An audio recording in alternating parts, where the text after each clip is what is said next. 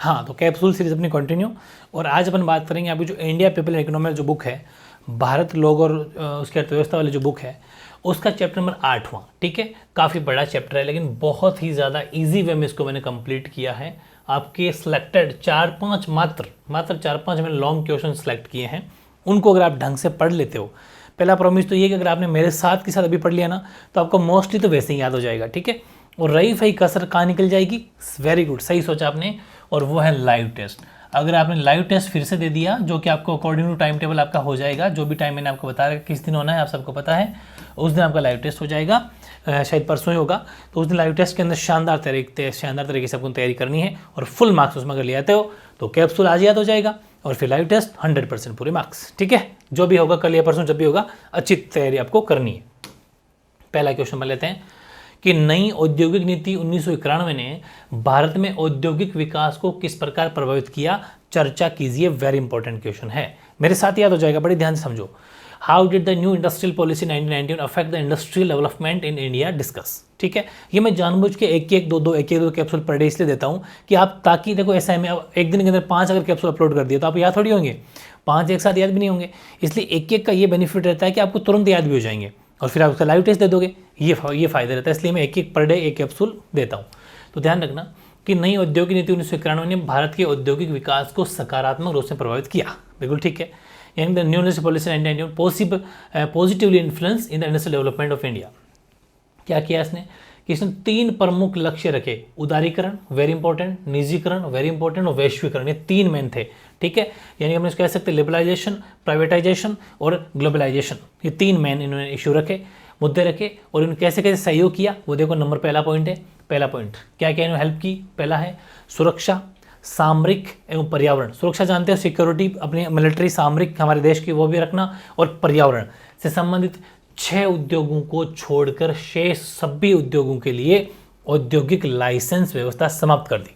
ठीक है, कोई लाइसेंस की जरूरत नहीं, लेकिन ये जो कुछ पर्यावरण है, सामरिक, जो हमारी सिक्योरिटी संबंधित मामले हैं, उनको छोड़ के, ऐसे 6 मामलों को छोड़ के बाकी सभी के अंदर लाइसेंस व्यवस्था जो थी वो समाप्त कर दी कि लाइसेंस की कोई आवश्यकता नहीं है। The industrial license system has been abolished for all except 6 industry related security, strategy और एनवायरमेंटल कंसर्न। ठीक है, सेकंड, वर्ष 1956 से सार्वजनिक सेक्टर के लिए सुरक्षित उद्योगों की संख्या 17 से घटाकर 4 रह गई, वेरी इंपॉर्टेंट है। और परमाणु शक्ति तथा रेलवे से संबंधित उद्योग को सार्वजनिक रखकर शेष उद्योगों के लिए निजी क्षेत्र के दरवाजे खोल दिए। कितना ईजी है, बहुत ईजी है। परमाणु शक्ति तथा रेलवे को छोड़, रेलवे भी सरकारी संपत्ति है और सार्वजनिक है, गवर्नमेंट का मामला है, और एटम परमाणु शक्ति दोनों, परमाणु शक्ति और रेलवे दोनों सरकारी संपत्ति है और उनको कभी प्राइवेट में कन्वर्ट भी नहीं किया जाएगा। बाकी जितने भी उद्योग हैं उन सबको प्राइवेट कर दिया कि आप आराम से प्राइवेट बंदा आ सकता है और अपना इसमें मतलब, क्योंकि हमेशा प्राइवेट वाले क्या करेंगे, ज़्यादा अच्छा प्रॉफिट कमाएंगे और ज़्यादा अच्छा काम हो सके इसलिए काम करेंगे, तो प्राइवेट करने के लिए निजी क्षेत्र को दरवाजे खोल दिए हैं। ठीक है, ये बहुत बड़ा कदम होता है। और ये भी ध्यान रखना, जो सुरक्षित उद्योग की संख्या 17 थी वो मात्र 4 रह गई है। ध्यान, जितना ज़्यादा गवर्नमेंट का इंटरफेयर कम होगा, उतना जितना कम इंटरफेयर होगा गवर्नमेंट का किसी के ऊपर, उतना ही कोई देश तरक्की करेगा। क्योंकि गवर्नमेंट है जो टैक्सेस लगाती है, तरह तरह की उनके वो लाइसेंस सिस्टम है, वो सब हटा देंगे तो ऑटोमेटिक हर कोई बिजनेस करना चाहेगा, और जिस देश में ज़्यादा बिजनेस होगा उसकी इकोनॉमी हमेशा डेवलप्ड कंट्री में आती है, ये ध्यान रखना। सरकार ने सार्वजनिक उद्यमों के शेयरों में कुछ भाग वित्तीय संस्थाओं, सामान्य जनता और कामगार को देने का निश्चय किया। ठीक है, यानी कि किन किन देने की, यानी शेयर होल्डिंग को, पब्लिक एंटरप्राइजेस और फाइनेंशियल इंस्टीट्यूशंस को, और जनरल पब्लिक, इन सब वर्कर्स जितने उनको पैसा देने की बात करी गई। और किसी भी उद्योग में पूंजी निवेश की सीमा समाप्त कर दी कि आप कितना ही बड़ा बिजनेस कर लो, कोई लिमिट नहीं, आप चाहो तो कितने में करोड़ अरबों का कर लीजिए, कोई लिमिट नहीं है, जो मर्जी उतना बिजनेस करो, सीमा समाप्त। ठीक है, यानी जो लिमिट थी वो बिल्कुल बंद कर दी। और लाइसेंस मुक्त सेक्टर में पूंजी लगाने के लिए किसी भी उद्योग को पूर्ण सहमति लेने की आवश्यकता बिल्कुल भी नहीं है। बिल्कुल लाइसेंस मुक्त काम कीजिए, ऐसा नहीं कि लाइसेंस मेरे पास नहीं है तो मैं परमिशन लेके आऊँ क्या, नो, परमिशन के चक्कर में पड़ोगे तो मामला ठप हो जाएगा। आप समझते हो सरकारी मामला कैसा होता है, कहाँ से परमिशन लेनी पड़ती है, सब समझते हो, अफसर तंत्र हमारा कैसा हमें पता है। इसलिए ये भी सिस्टम खत्म, आप जो मर्जी बिजनेस करो, कोई टेंशन नहीं। बस कुछ 5-6 को छोड़ के, जो अपने पर्यावरण है, सिक्योरिटी का मामला है, हमारे स्ट्रेटजी का मामला, वो सब छोड़ के उद्योगों में विदेशी प्रत्यक्ष निवेश, एफडीआई जो अपन बोलते हैं, ठीक है, यानी कि फॉरेन डायरेक्ट इन्वेस्टमेंट, उसके घरेलू निवेश के रूप में मान्यता दी गई है। इससे भारतीय उद्योगों में विदेशी निवेश के दरवाजे खुल गए। आप चाहो तो विदेशों में भी निवेश कर लीजिए FDI के तहत हमेशा। जैसे आज भी आपकी अगर मर्जी है, आप कहीं पर ऑस्ट्रेलिया में, अमेरिका में कहीं पर ज़मीन खरीद लो, कोई टेंशन नहीं है। पहले नहीं था सिस्टम, अभी दरवाजे खुले, आप जहाँ चाहो वहाँ मर्जी बिजनेस कीजिए, कोई टेंशन नहीं है। नए सेक्टर जैसे कि खनन है, दूरसंचार है, राजमार्ग निर्माण है, व्यवस्था को व्यक्तिगत कंपनियों के लिए पूरा खोल दिया गया है। और इस सब से भारत के औद्योगिक विकास में बहुत सहायता मिली है। देश में कई उद्योगों का तेज़ी से विकास हुआ है। देश में लघु यानी छोटे कुटीर उद्योगों का भी तेज़ी से विकास हुआ है। कई क्षेत्रों के निजी क्षेत्र तो खोलने के कारण उन क्षेत्रों में उद्योगों का भी तीव्र गति से विस्तार हुआ है। हर कोई पैसा लगाना चाहेगा, क्यों नहीं लगाना चाहेगा। अब जब सब सेक्टर के अंदर, चाहे छोटे मोटे लघु सेक्टर हो, चाहे कोई सा भी हो, सब पोल्ट्री सेक्टर, सब के अंदर लोगों ने क्या करा है, पैसा लगाना चाहे। क्योंकि अब गवर्नमेंट का उतना पाबंदी नहीं, लाइसेंस सिस्टम नहीं है, उतना टैक्सेस नहीं है, खुले द्वार हैं, आराम से बिजनेस करो, कितना भी करोड़, कोई लिमिट नहीं है। तो ये बहुत कुछ हमारे 5-6 पॉइंट में लिखे हैं जो हमारी 1991 की जो पॉलिसी है उसमें हमारे को बेनिफिट मिला। बहुत तगड़ा क्वेश्चन कंप्लीट। अगला क्वेश्चन देखो, भारत में लोहा इस्पात उद्योग का विस्तार से वर्णन कीजिए। Describe the detail in the iron industry in India. क्या है उसका मामला, देखो कि भारत में लोहा इस्पात उद्योग से, देखो ये तो हेडिंग है, भारत में लोहा इस्पात उद्योग, ठीक है, ये तो हेडिंग है, हेडिंग रहेगी iron steel industry in India, ठीक है, यहाँ हेडिंग रहेगी। नेक्स्ट आगे से स्टार्ट करेंगे अपन कि लोहा इस्पात उद्योग से भारत में अर्थव्यवस्था का एवं अन्य उद्योगों में तीव्र गति से विकास हुआ है। भाई लोहा एक ऐसी चीज़ है जो हर मशीनरी में काम आती है और मशीन से ही बिजनेस होता है। चाहे वो गाड़ियाँ घोड़े हो, चाहे मशीन फैक्ट्री में लगने वाली मशीनें हो, हर जगह लोहे का यूज़ है। चाहे अपन बड़े टिन सेट लगाते हैं, बड़े बड़े गोदाम बनाते हैं, तो भी मतलब हर जगह लोहे का यूज़, आपको बताने की जरूरत नहीं है, आप सब समझते हो। तो लोहे की वजह से अर्थव्यवस्था अच्छी हुई है और बिजनेस भी तीव्र गति से डेवलपमेंट हो रहे हैं। यहाँ कच्चा माल स्रोतों के निकट लोहा इस्पात उद्योग का विकास हुआ, जहाँ पर रॉ मटेरियल अच्छा मिल जाए। कच्चा माल का मतलब जहाँ रॉ मटेरियल अच्छा मिल जाए, वहाँ पर लोहा इंडस्ट्री जो है डेवलप हुआ है उनका। और भारतीय लोहा इस्पात उद्योग के अंतर्गत बड़े एकीकृत इस्पात कारखाने एवं छोटी छोटी जो मिलें होती है, मिल जानते हो ना, मिल, छोटी मिलें, वो शामिल है इस उद्योग के एकीकृत इस्पात कारखाने। कौन कौन से, देखो अब वो कौन कौन से इस्पात कारखाने, ये तो बहुत ईजी, इंग्लिश में सेम ही है कि हमने आयरन स्टील जितनी भी इंडस्ट्री लगाई है वहाँ लगाई जहाँ पर हमें रॉ मटेरियल मिल जाए, ताकि जहाँ पर कच्चा माल मिल जाए, ताकि लोहे को तैयार किया जा सके। और इस वजह से हमारे को बहुत बेनिफिट मिला है।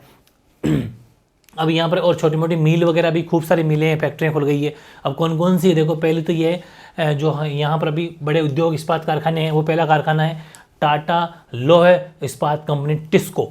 वेरी इंपॉर्टेंट है, फुल फॉर्म भी याद कर लेना, 1 मार्क्स में, हालांकि वो लाइव टेस्ट में आपसे पूछ ली जाएगी तो आपका रिविजन हो जाएगा। Tata iron steel company TISCO, ये मुंबई कोलकाता रेलवे मार्ग के समीप स्थित है। पहली बात तो ये है कहाँ पर, सबसे इंपॉर्टेंट है कि ये टिस्को कंपनी कहाँ पर है, तो ये मुंबई और कोलकाता है, मुंबई कोलकाता रेलवे मार्ग के बिल्कुल पास में है। बिल्कुल इंग्लिश मीडियम वालों के साथ में याद हो रहा है ना, कोई टेंशन नहीं है। और यहाँ से निर्मित लोहा जो होता है उसका निर्यात कोलकाता बंदरगाह से किया जाता है, यानी कि जो कोलकाता पोर्ट है, मतलब जहाँ जहाज़ों के द्वारा, वहाँ से इसका लोहे को भेजा जाता है, निर्यात मतलब एक्सपोर्ट किया जाता है। ये हो गया टिस्को, ठीक है। अगला भारतीय लोहा इस्पात कंपनी इसको, ठीक है, Indian iron and steel company इसको, इसका पहला कारखाना हीरापुर में खुला, दूसरा कारखाना कुल्टी में खुला, तीसरा कारखाना बर्नपुर में स्थापित किया गया, जिन पर वर्तमान में इंडियन आयरन स्टील कंपनी का अधिकार है। मतलब IOL कहाँ गया, ये रहा, सॉरी IISC हो जाएगा वैसे तो, इंडियन आयरन स्टील कंपनी का अभी अधिकार है उसके ऊपर है, ये भी ध्यान रखना। फिर है number 3 Visvesvaraya iron and steel works, यानी कि VISW। तो ये जो Visvesvaraya iron and steel works है, ये कहाँ पर है, ये बाबा बुदन की पहाड़ियों के कयान गुंडी के लोहा क्षेत्रों के निकट स्थित है। और इस कारखाने का प्राचीन नाम है मैसूर लोहा और इस्पात वर्क्स। अब इसका नाम ये हो गया है प्राचीन, पहले का नाम, सॉरी, प्राचीन नाम क्या था इसका, मैसूर लोहा और इस्पात वर्क्स। वेरी इंपॉर्टेंट है, जगह जरूर याद रखना, कौन सा कहाँ पर है, सबसे इंपॉर्टेंट वही है बस, ठीक है। नंबर 4 देखो लोहे के बारे में, नंबर 4 राउरकेला इस्पात संयंत्र, राउरकेला स्टील प्लांट, ये कहाँ पर है, ये द्वितीय पंचवर्षीय योजना जो सेकंड 5 ईयर प्लान था, ठीक है, उस इस संयंत्र को जर्मनी के सहयोग से, ध्यान रखना, जर्मनी के सहयोग से स्थापित किया था। 1959 में उड़ीसा के सुंदरगढ़ जिले में स्थापित किया गया था। कहाँ पर, 1959 में उड़ीसा के सुंदरगढ़ जिले में, जर्मनी की कंपनी के सहयोग से, ठीक है। इसे निकटवर्ती जरिया झारखंड, कोयला क्षेत्र और सुंदरगढ़ एवं केंदुझर लोहे क्षेत्रों से कच्चे माल की सुलभ उपलब्धता के आधार पर स्थापित किया गया था। मतलब इसको इजीली, अब मैंने कहा था ना, अपन वहीं पर स्टैब्लिश करते हैं कंपनी को, लोहे की कंपनी, इसको मिल को या कंपनी को, जहाँ पर हम इजीली कच्चा लोहा मिल जाए या कच्चा रॉ मटेरियल मिल जाए। तो इसको कहाँ से मिल रहा था? तो झारखंड, कोयला क्षेत्र और सुंदरगढ़ एवं केंदुर, यहाँ से इसको कच्चा माल मिल जाता था, इसलिए इजीली मिल जाए, इसलिए वहाँ पर इसको स्टैब्लिश किया। फिर भिलाई संयंत्र, भिलाई स्टील प्लांट, तो ये संयंत्र कोलकाता मुंबई रेल मार्ग पर स्थित है। देखो ये ध्यान रिवीजन हो जाएगा, ये भी आपके कोलकाता मुंबई में था टिस्को, और टिस्को की जगह वहीं पर है भिलाई, ये भी कोलकाता मुंबई रेल मार्ग स्थित है। और इस संयंत्र की स्थापना द्वितीय पंचवर्षीय योजना के समय रूस के सहयोग से, ध्यान रखना, राउरकेला जर्मनी के सहयोग से, ठीक है, और भिलाई था रूस के सहयोग से, ठीक है, भिलाई रूस के सहयोग से और राउरकेला जो है जर्मनी से। तो जर्मनी से केला, याद रखना, जर्मनी केला, तो फिर भिलाई रूस, ठीक है, रूस भलो, मतलब भिलाई से मतलब रूस बेचारो भलो है, हमारा भलो करे, ठीक है। तो रूस भलो, तो रूस भिलाई रशिया का जर्मन सहयोग था, और जर्मनी में क्या मिलते हैं? केले, मान लेते हैं, तो राउरकेला जर्मनी के सहयोग से। इनमें भी कन्फ्यूजन हो जाता है, इसलिए कन्फ्यूजन होने की जरूरत बिल्कुल भी नहीं है। ये हो गया राउरकेला और भिलाई। और ध्यान रखना, सहयोग से छत्तीसगढ़ के दुर्ग जिले में की गई थी। ध्यान रखना, भिलाई कहाँ पर है? छत्तीसगढ़ के दुर्ग जिले में, रशिया के सहयोग से। और यहाँ पर इस्पात के अधिकांश भाग का उपयोग विशाखापट्टनम स्थित हिंदुस्तान शिपयार्ड, बिल्कुल हिंदुस्तान शिपयार्ड में किया जाता है, ठीक है। बेसिकली यहाँ से जो भी यहाँ का जो माल बनता है वो। अगला पॉइंट, वो दुर्गापुर इस्पात संयंत्र, ये भी कोलकाता दिल्ली रेलवे मार्ग पर स्थित। इस संयंत्र का स्थापना यूनाइटेड किंगडम के सहयोग से पश्चिम बंगाल में की गई थी। यहाँ पर यूके का हेल्प है, ठीक है, यूनाइटेड किंगडम दुर्गापुर में, याद रह जाएगा। तो यूके दुर्गापुर, ठीक है, तो यूके दुर्गापुर याद रह जाएगा। फिर बोकारो इस्पात संयंत्र, अच्छा पूरा पढ़ लो, पश्चिम बंगाल में की गई थी। कहाँ पर? पश्चिम बंगाल में। और द्वितीय पंचवर्षीय सेकंड 5 ईयर प्लान में स्थापित इस संयंत्र को कोयला रानीगंज जो है जरिया से तथा लोहा ऐश मिल जाता है नोआ मंडी से। ये जगह भी ध्यान रखना कि किसको कहाँ से कोयला मिलता है, किसको कहाँ से लोहा मिल जाता है। तो कोयला रानीगंज और जरिया से तो मिल जाता है लोहा, और अयस्क मिल जाता है, और नोआ मंडी से लोहा मिल जाता है, और यहाँ से मिल जाता है कोयला, ठीक। फिर बोकारो स्टील प्लांट, इस संयंत्र की स्थापना परिवहन लागत न्यूनीकरण सिद्धांत के आधार पर रूस के सहयोग से। तो बोकारो में भी रूस, ठीक है। तो रशिया भिलाई, बेलारूस था, और उसने बेकारो ऐसे याद करना, बेकारो मतलब, ठीक है, जो भी अपने हिसाब से रशिया, ठीक है, इसने भी हमारे यहाँ पर बेकारो में हेल्प की थी। 1964 में झारखंड के बोकारो क्षेत्र में की गई थी। इस संयंत्र को जल विद्युत संयंत्र की आपूर्ति दामोदर घाटी की कॉर्पोरेशन की स्थापना की जाती है। ध्यान रखना, ये बहुत ज़रूरी है, वापस अपन एक बार रिविजन करें। तो ये तो था चलो सेपरेट अपना इंडिया का हो गया, इसको ये भी अपना VSW, ठीक है मामला दोनों। फिर तीसरा है राउरकेला, केला जर्मनी के सहयोग से, केला जर्मनी लिया था ना अपन ने, कहाँ है? हाँ ये रहा, जर्मनी के सहयोग से केला। भला रूस था, तो भलाई रशिया, और बेचारा भी रूस है, बेचारा बोकारो, बेचारा भला रशिया, ये तो बोकारो में भी रशिया ही है, ठीक है। और दुर्गापुर यूके, ठीक, यूनाइटेड किंगडम मतलब किंग, ऐसा मान लीजिए, किंग दुर्गा माता मान लीजिए, दुर्गा किंग मतलब राजा, वो तो वही ऊपर है, सबसे ऊपर वो वाली चीज़ है। तो यूनाइटेड किंगडम दुर्गापुर, ऐसा मतलब बैलेंस बैठाना अपने हिसाब से, ताकि भूलने का कोई चांस नहीं हो। अब अगला क्वेश्चन है, उद्योगों के वर्गीकरण को स्पष्ट कीजिए। जो इंडस्ट्री है, explain the classification of industries. तो ध्यान रखना, सामान्यतः मनुष्य द्वारा प्राकृतिक संसाधनों का रूप बदलकर उनको उपयोग योग्य बनाने की जो क्रिया है उद्योग कहलाती है। ये बात अपन समझ में आती है। और उद्योगों में वर्गीकरण कई प्रकार से किया गया है। कौन कौन से देखो, मतलब वैसे तो industries have been classified in many ways which are follows. कौन कौन से? पहला, आकार, पूंजी, निवेश और श्रम शक्ति के आधार पर। पहला पॉइंट ये, इसमें आ जाएंगे आपके वरीयत उद्योग, मध्यम उद्योग, लघु उद्योग और कुटीर उद्योग, ठीक है। ध्यान रखना, सबके अलग अलग प्रकार हैं। इंपॉर्टेंट क्वेश्चन है, आया नहीं अभी तक, ये आ सकता है। Large scale industry, medium scale industry, small scale and cottage industry आ जाते हैं on the basis of size, capital investment and labour of force employed. सबके अलग अलग बेस है।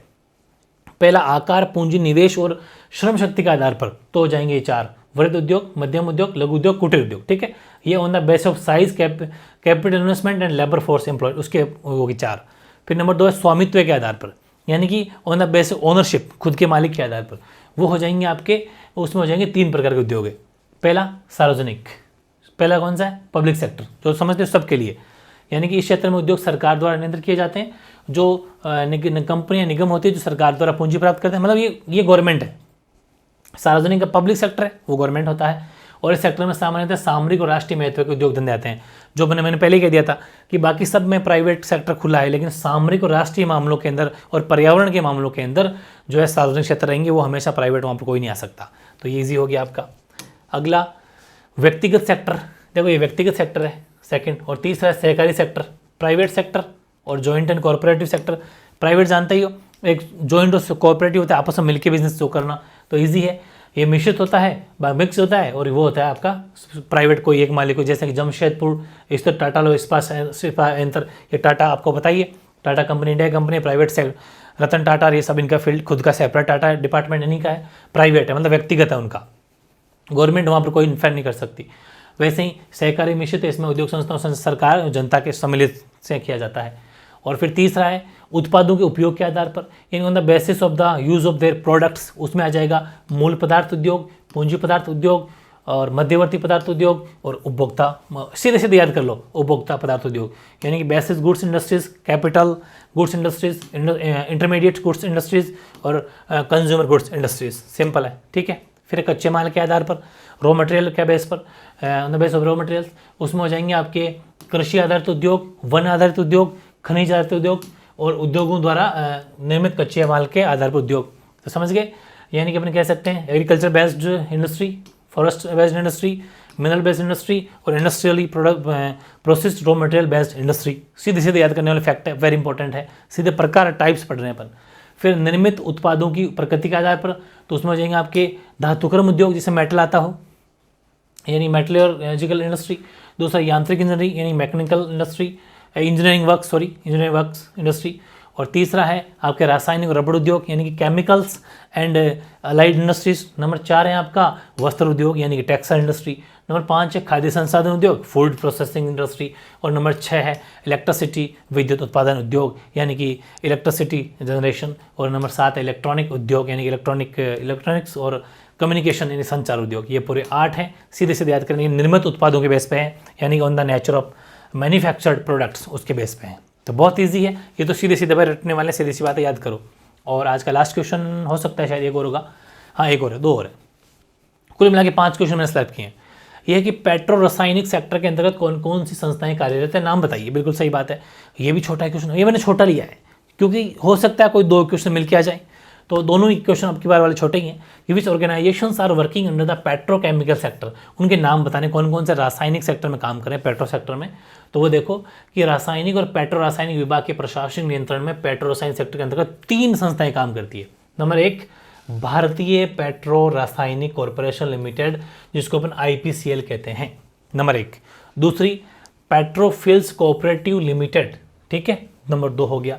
तीसरी central institute of plastic engineering and technology CIPET। ये 3 संस्थाएं हैं, 3 मतलब बेसिकली इंस्टीट्यूशन है। पहला क्या है, भारतीय पेट्रो रासायनिक कॉर्पोरेशन लिमिटेड IPCL, ये कंपनी सार्वजनिक सेक्टर के अंतर्गत आती है। पहली बात सबसे इंपॉर्टेंट है, क्वेश्चन आ सकता है इनमें से कौन सी सार्वजनिक आती है, मतलब जो पब्लिक सेक्टर में आती है, तो ये पब्लिक सेक्टर के अंतर्गत आती है, ध्यान रखना। पहली बात ये, मतलब ये गवर्नमेंट है। और ये विभिन्न प्रकार के पेट्रो रासायन, जैसे कि पॉलीमर है, रेशा हो गया, रेशों से बने संक्रिय हो गया, निर्माण, ये सब इसके अंदर आ जाते हैं, ठीक है। सेकंड है पेट्रोफिल्स कोऑपरेटिव लिमिटेड, ये भारत सरकार व बुनकरों की सहकारी संस्था, मतलब जॉइंट, जिसे अपन जनता और सरकार कह सकते हैं, उनमें आते हैं। इसमें पॉलिस्टर तंतु, सूत और नाइलॉन चिप्स का उत्पादन गुजरात स्थित बड़ोदरा और नलहेड नलघाटी संयंत्रों में करता है। फिर सेंट्रल इंस्टीट्यूट, ये इसमें अपन बात करें CIPET में, तो ये इंस्टीट्यूट पेट्रोकेमिकल उद्योग प्रशिक्षण प्रदान, ये ट्रेनिंग का काम करता है। तीसरा क्या काम करता है, ट्रेनिंग का।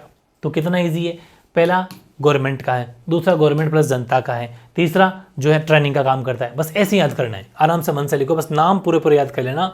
IPCL और ये अपना पेट्रो कोऑपरेटिव लिमिटेड, यानी कि इसको अपन कह सकते हैं PCL, इसको लिख सकते हो PCL, ठीक है, PCL हो गया। और तीसरा हो जाएगा CIPET, बहुत ईजी है।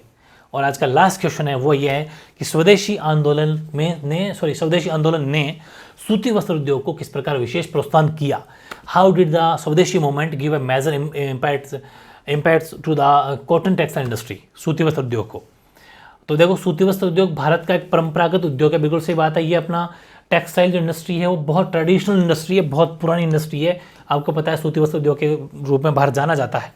और प्राचीन और मध्य भारत के काल में ये केवल एक कुटीर उद्योग था, छोटा उद्योग था। बेसिकली लोग घरों पे ही चरखा कात के काम करते थे। प्रारंभ में अंग्रेज ने स्वदेशी सूती वस्त्र उद्योग के विकास को प्रोत्साहित नहीं किया था। स्टार्टिंग में अंग्रेजों ने इसके खिलाफ थे, लेकिन वे कच्चे कपास को मैनचेस्टर और लिवरपूल स्थित अपनी मिलों के लिए निर्यात कर देते थे और वहां से तैयार माल को भारत में लाकर बेचते थे।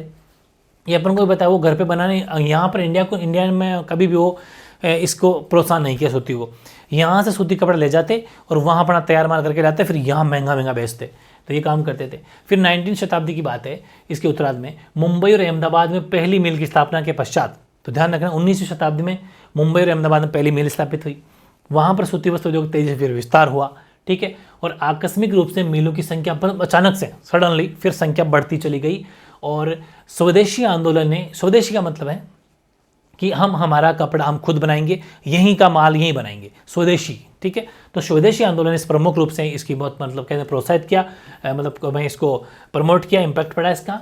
और क्योंकि इस आंदोलन में ब्रिटेन के बने सामानों का बहिष्कार करके सभी का ना बाइकआउट जो भी फॉरेन कपड़े उनका बाइकआउट किया हमने, और उसका बहिष्कार किया, बाइकआउट किया, और भारतीय सामानों को उपयोग में लाने का आह्वान किया गया था। इसलिए ज़्यादा से ज़्यादा इसके ऊपर बेनिफिट पड़ा और स्वदेशी मूवमेंट के जो है वो कहता है ना कि पॉजिटिविटी फैली। और भारत के मध्यवर्ती पश्चिमी भाग में कपास की स्थानीय रूप से उपलब्धता के कारण इंदौर, नागपुर, शोलापुर, बड़ोदरा, जगह का याद रखना, इंदौर, नागपुर, शोलापुर, बड़ोदरा में भी सूती मिलों की स्थापना की गई।